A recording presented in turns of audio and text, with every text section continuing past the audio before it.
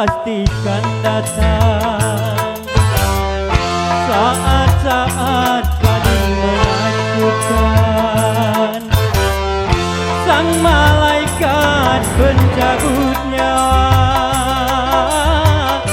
kan merenggut ruhmu dari badan. Seorang pun yang akan dapat menolongmu dari kematian. Juga hartamu tak akan mampu menolongmu dari kematian.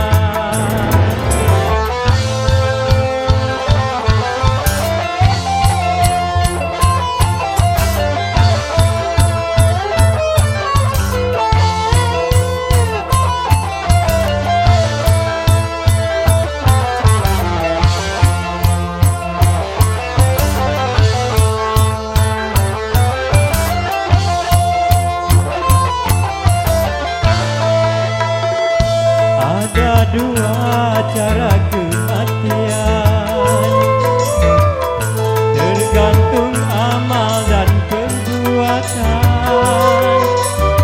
Ada yang bagai rambut dicabut dari tepu, ini mati bagi yang tak kuat.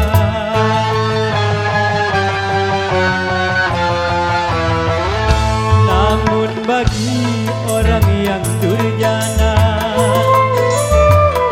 matinya merupakan derita. Sakitnya bagai dicabut dari duri, ini azab Tuhan yang nyata.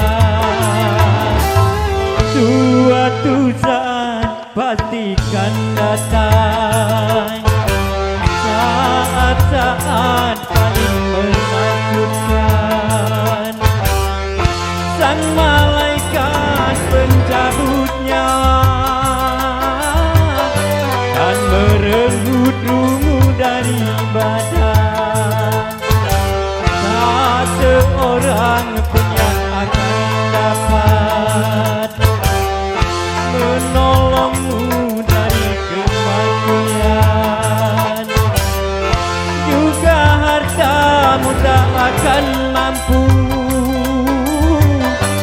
menolongmu dari kematian.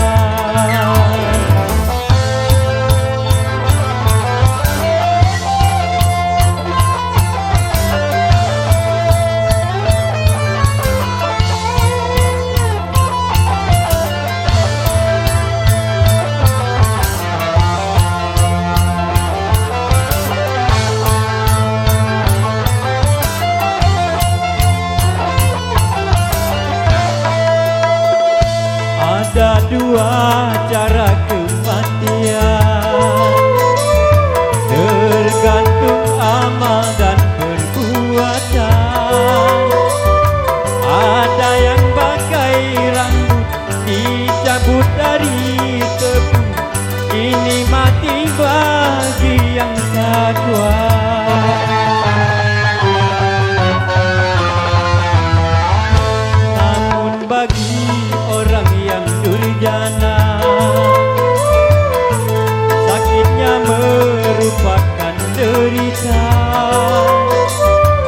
Sakitnya bagai sutra dicabut dari duri, ini azab Tuhan yang nyata.